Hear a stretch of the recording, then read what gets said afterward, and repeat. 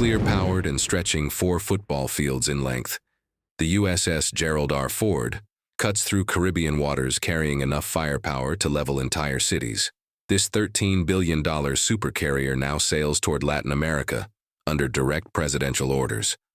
However, the official explanation of anti-drug operations crumbles when you examine the sheer magnitude of force being deployed. Cartels do not require 90 combat aircraft and electromagnetic launch systems capable of projecting power across thousands of miles. When America's most advanced warship positions itself near the hemisphere's most valuable oil reserves and strategic shipping lanes, the real game becomes unmistakable. This is not about cocaine seizures. It is about control over energy corridors that will define the next decade of global competition, disguised as law enforcement, while the true prize remains hidden beneath layers of official rhetoric. October 24, 2025, brought an unusual weight to the Pentagon's morning briefing. Defense Secretary Lloyd Austin's voice carried through the secure conference room as he outlined Operation Southern Shield, positioning the Ford Carrier Strike Group within 200 nautical miles of Venezuela's Orinoco Belt, home to the world's largest proven oil reserves. Intelligence reports had been flooding in for weeks about Chinese naval vessels conducting research missions in these same waters, while Russian military advisors expanded their presence at Venezuelan ports. Specific rules of engagement accompanied the Ford's deployment order, going far beyond typical counter-narcotics operations. Fighter squadrons received authorization for freedom of navigation patrols over international waters that coincidentally monitored shipping routes carrying 40% of South America's oil exports. Every 20 seconds, the carrier's electromagnetic aircraft launch system could deploy another fighter to oversee the Caribbean's most critical choke points. Standing on the Ford's bridge, Captain Sarah Mitchell watched the massive vessel's 4 electromagnetic catapults hum with deadly precision. Advanced radar systems painted a maritime traffic picture that mainstream media was not reporting. Chinese-flagged cargo vessels had increased their Caribbean presence by 300% over 6 months, many carrying dual-use technologies suspiciously similar to naval-based construction materials. Venezuelan ports were receiving equipment shipments that intelligence analysts euphemistically classified as infrastructure development. Beyond passive observation, the Ford's positioning suggested something far more aggressive. With 75 F-35C Lightning II fighters and 15 F/A-18 Super Hornets aboard, this single vessel carried more air power than most nations' entire air forces. Nuclear reactors provided unlimited operational endurance, while advanced sensors tracked submarine movements across thousands of square miles of ocean. Within hours of the deployment announcement, the official narrative began unraveling spectacularly. White House Press Secretary Karine Jean-Pierre emphasized the mission's focus on disrupting drug trafficking networks.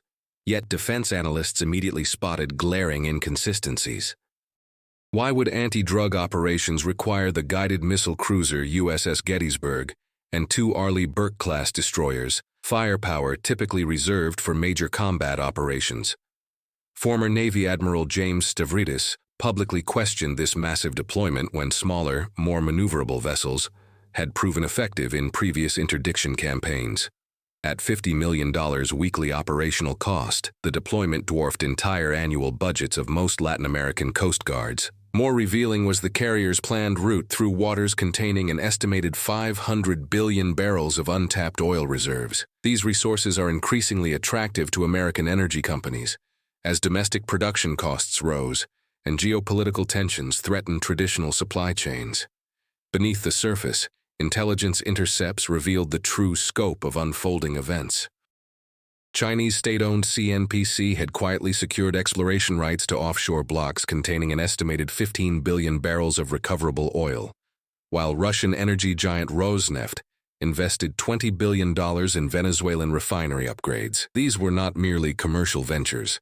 They represented a fundamental shift in hemispheric energy control, threatening core American strategic interests. Coinciding with the Ford's deployment, several key sanctions waivers limiting foreign investment in Venezuelan energy infrastructure were set to expire. Later leaked State Department cables showed senior officials viewed the carrier's presence as essential to maintaining American influence over regional energy markets and deterring hostile actors from establishing permanent footholds in critical maritime zones. Advanced electronic warfare capabilities could disrupt communications between foreign vessels and their home bases, while the air wing provided enforcement mechanisms for exclusion zones around sensitive areas. Regional responses to this strategic chess game revealed the human cost of great power competition. Colombian President Gustavo Petro publicly condemned what he termed gunboat diplomacy, while Brazilian officials quietly expressed concerns about American military vessels operating near their territorial waters. Venezuelan Defense Minister Vladimir Padrino Lopez announced emergency military exercises involving Russian-supplied S-300 air defense systems, raising the specter of direct confrontation between American and Russian military hardware.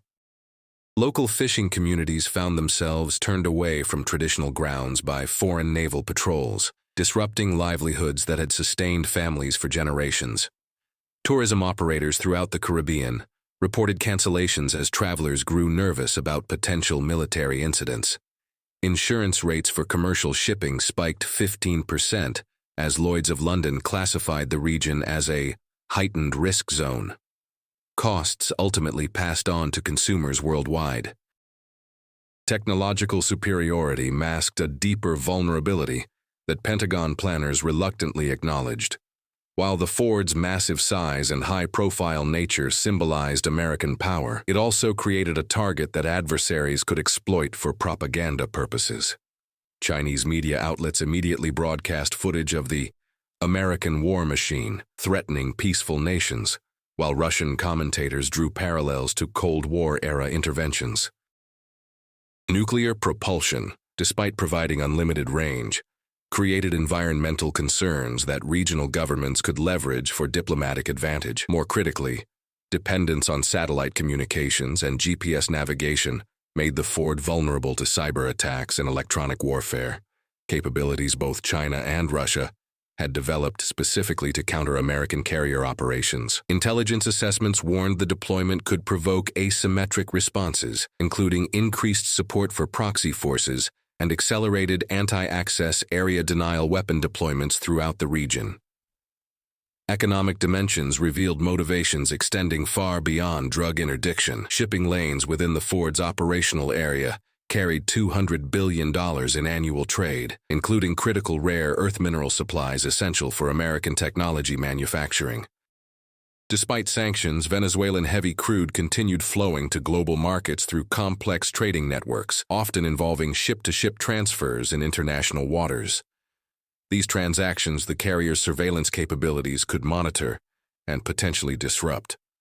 American oil companies had been lobbying intensively for access to Venezuelan reserves, arguing domestic production could not meet long-term demand projections. Carrier presence provided leverage for future negotiations, while demonstrating American commitment to protecting energy infrastructure investments. Defense contractors also stood to benefit significantly, as regional tensions would likely drive increased military spending by allied nations seeking capability upgrades in response to the changing security environment. Routine training exercises conducted by the Ford's Air Wing bore little resemblance to typical counter-narcotics operations. F-35C fighters flew patterns mapping radar coverage gaps along the Venezuelan coast, while EA-18G Growler electronic warfare aircraft tested regional air defense system response times. Classified as freedom of navigation operations, these missions pushed international law boundaries while providing valuable intelligence about potential adversary capabilities. E-2D advanced Hawkeye surveillance aircraft maintained constant patrols, creating comprehensive pictures of maritime and aerial activity across thousands of square miles. Venezuelan officials protested these flights as provocative, but international law provided limited recourse as long as American aircraft remained in international airspace. Psychological impact was unmistakable. Every radar operator in the region could see the massive American presence, a constant reminder of military imbalance defining hemispheric power relationships. Behind closed doors, the deployment's true architects celebrated a masterpiece of strategic positioning. Ford's presence effectively created a mobile exclusion zone, activatable at any time, giving American negotiators unprecedented leverage in future energy discussions. Advanced catapult systems could launch strike aircraft capable of reaching any target within 1,000 miles, while defensive systems could intercept incoming missiles and aircraft with near-perfect accuracy. This capability projection served multiple purposes: deterring Chinese and Russian expansion, reassuring nervous allies, and demonstrating American resolve to domestic audiences concerned about declining global influence. Additionally, the deployment provided a testing ground for new technologies and tactics valuable in potential future conflicts with peer competitors. Every operational day generated data about adversary responses, communication patterns, and tactical adaptations that would inform American strategy for years to come. Complex webs of relationships defining modern Latin American geopolitics became apparent through regional responses to the Ford's presence. Brazil's President Luiz Inácio Lula da Silva found himself caught between American pressure and domestic opposition to foreign military presence, ultimately choosing public neutrality, while privately assuring Washington of continued cooperation. Mexico's President Andrés Manuel López Obrador took a more confrontational stance, calling the deployment an act of intimidation, violating regional sovereignty principles. These divisions played directly into American strategic objectives, as disagreement among regional powers prevented unified opposition formation to the carrier's presence. Increased intelligence sharing between the United States and key allies also resulted from the Ford's deployment, as nations like Colombia and Chile provided information about Chinese and Russian activities in exchange for security guarantees and military assistance. Sophisticated electronic warfare capabilities began revealing the extent of foreign intelligence operations throughout the region. Chinese vessels appearing to conduct oceanographic research were actually mapping underwater terrain for potential submarine operations, while Russian commercial flights tested radar coverage and communication networks.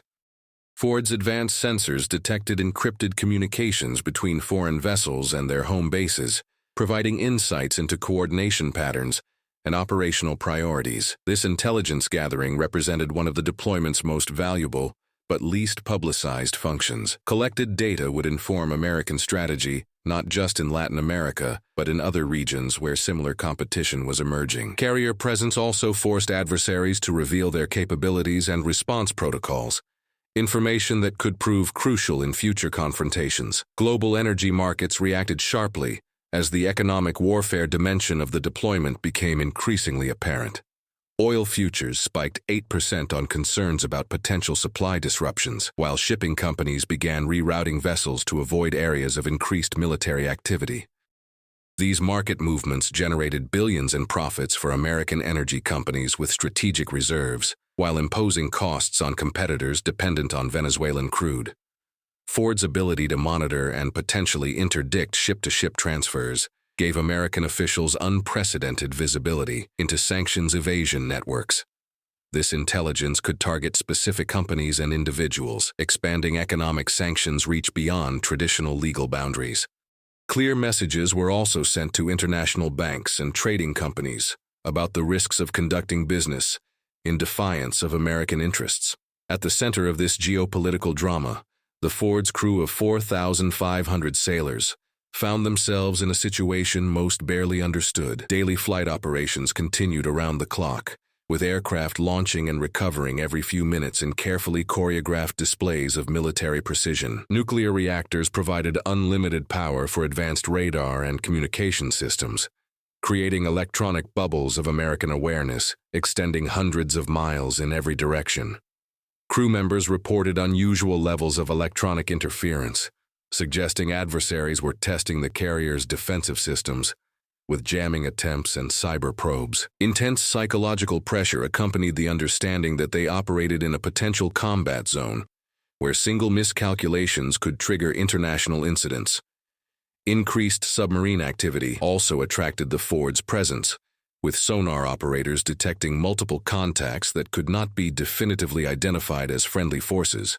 Regional military balance impacts became clear as allied nations began requesting increased American support. Colombia announced plans to purchase additional F-16 fighters, while Chile expressed interest in upgrading naval capabilities with American-built vessels. These requests reflected growing concerns about the changing security environment and the need to maintain technological parity with potential adversaries.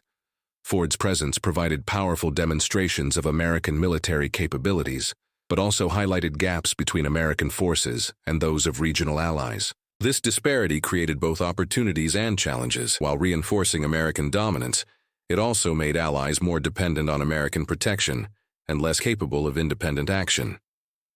Effectively, the deployment redefined regional security architecture, with the Ford serving as both shield and sword for American interests. Signs emerged that the deployment was achieving its intended psychological effects, as intelligence analysts detected behavioral changes.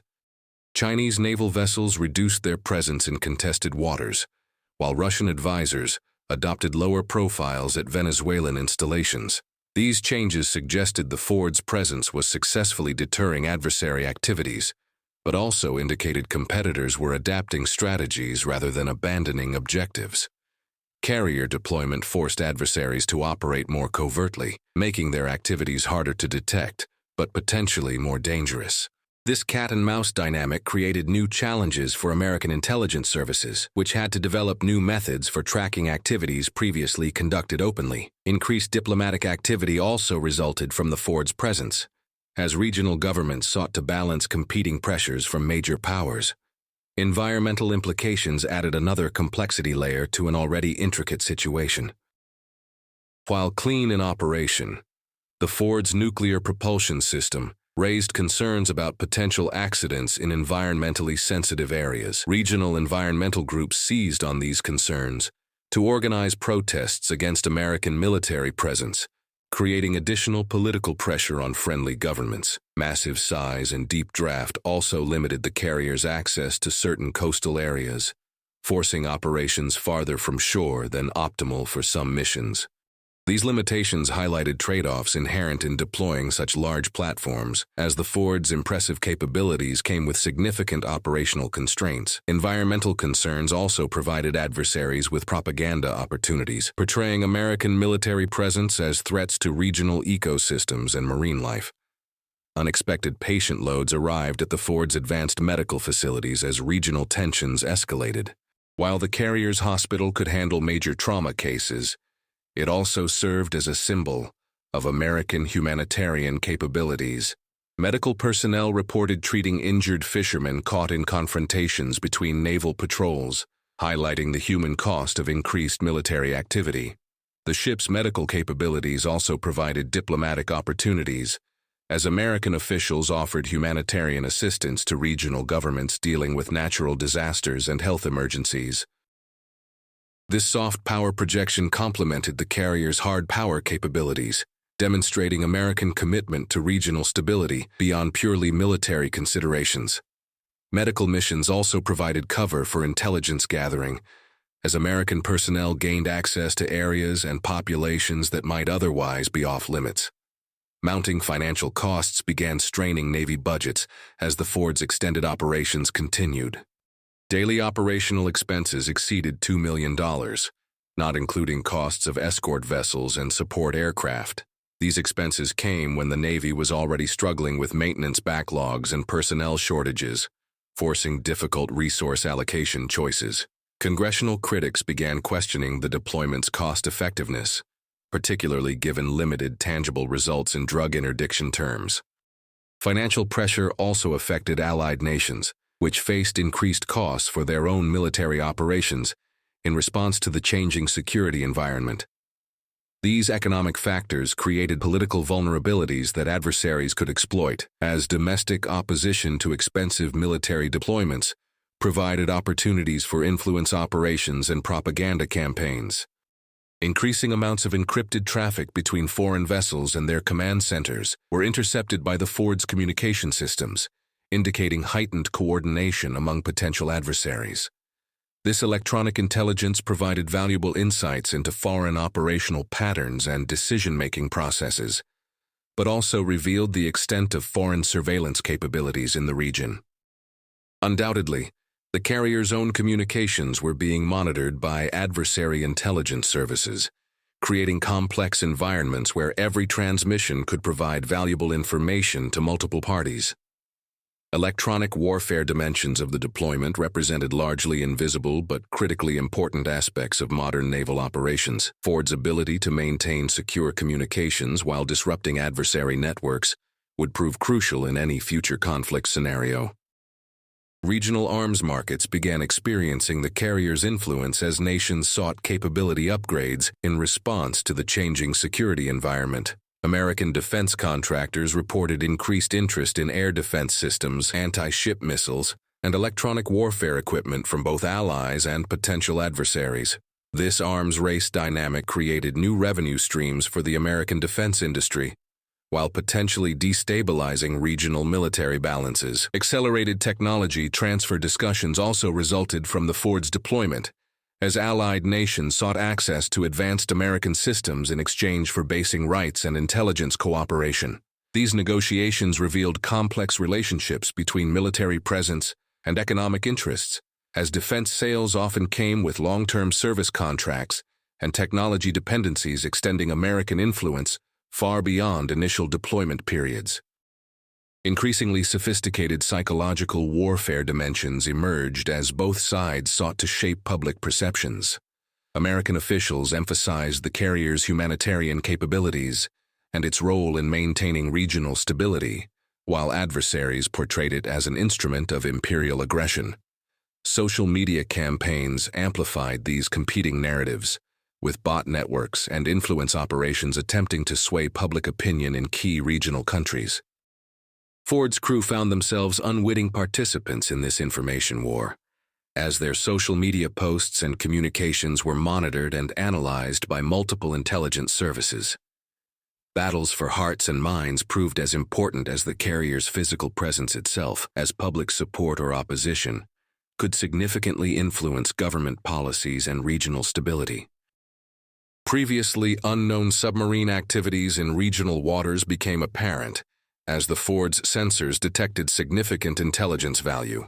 Advanced sonar systems identified at least 3 foreign submarines operating in areas considered secure, revealing significant gaps in American understanding of adversary capabilities. These detections triggered increased anti-submarine warfare operations, with the carrier's escort vessels conducting intensive search patterns to track and identify foreign underwater assets. Submarine threats highlighted the vulnerability of even the most advanced surface vessels to underwater attack, forcing tactical adjustments and increased vigilance. Ford's presence also attracted increased submarine activity, as adversaries sought to test American anti-submarine defenses and gather intelligence about carrier operations. Far beyond direct military costs, the deployment's regional economic impact affected trade patterns and investment flows. Tourism revenues declined in several Caribbean nations as travelers avoided areas of military activity, while shipping insurance rates increased across the region. These economic effects created political pressure on regional governments to either support or oppose American military presence, depending on their economic interests and domestic political considerations. Energy markets also felt the Ford's deployment influence, as traders factored potential supply disruptions into their pricing models.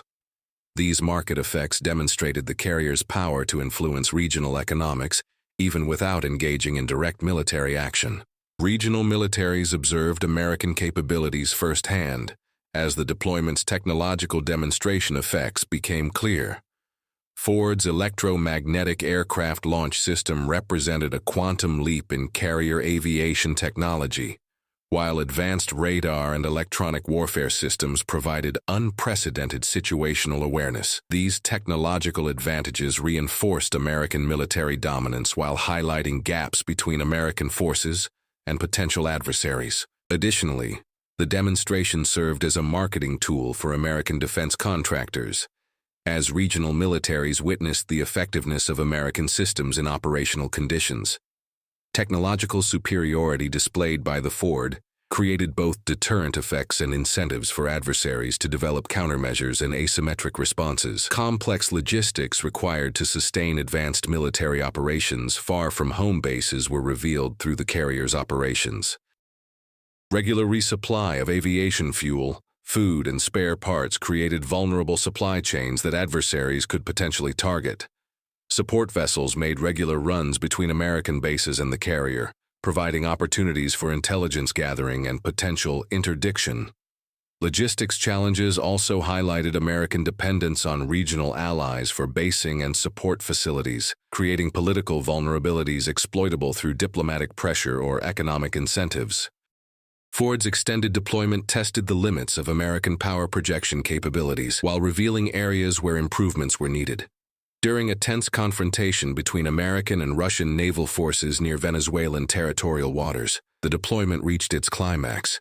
Ford's air wing scrambled fighters to intercept Russian Tu-160 bombers, conducting what Moscow called routine training flights, but which American commanders viewed as provocative reconnaissance missions.